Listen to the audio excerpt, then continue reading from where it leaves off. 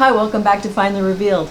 In this episode, I want to talk about Thanksgiving, and I was thinking about the movies that have been out and over the years, and in particular the ones where people come back to their families for the holidays. They're grown and they are all excited. They show up. It's a great reunion. They're running around in the yard playing touch football. They have a great dinner, and then after a day or two, everyone's at each other's throats and they're arguing, and the children in the family are now adults. However, they revert back into their old patterns, and then everybody gets angry and then leaves all pissed off.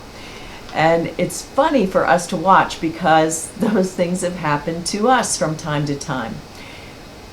It's interesting, to go through that experience, and then as you get older and you have children, and then your children go to college or go off on their own, and then they come back and you find yourself into that same role, and it just keeps repeating. Part of that is because we don't think about this, but as we're the ones taking off and going off on our own, we're now having all of these new adventures.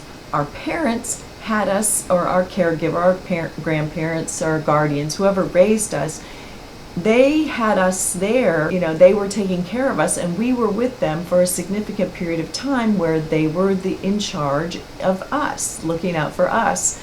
And so they were our authority figure, they were our caregiver.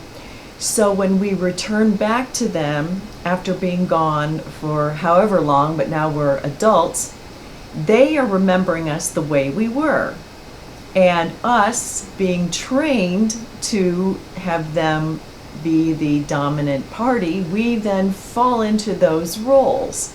And then if there are multiple people in the family, they all fall back into those same roles and take on the characters that they were back when everybody was all together more often.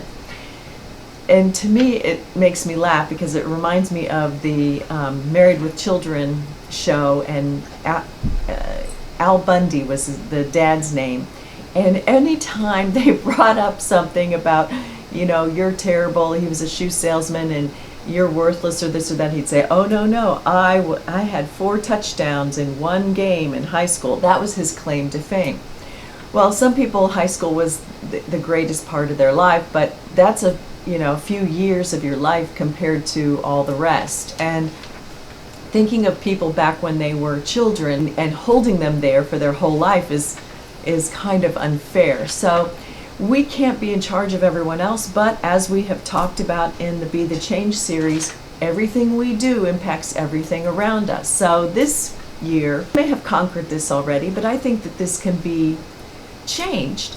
We can reclaim our time with our family by reframing how we approach the situation. So a few minutes in advance preparation, thinking about the triggers that your brother or your sister or your mom or your dad or your cousin or your whoever, the digs that they get at you, not the fun things and not the crazy, silly teasing each other, but the things that maybe, they wouldn't bother you if there wasn't still part of that little rub or resentment or insecurity or whatever it is.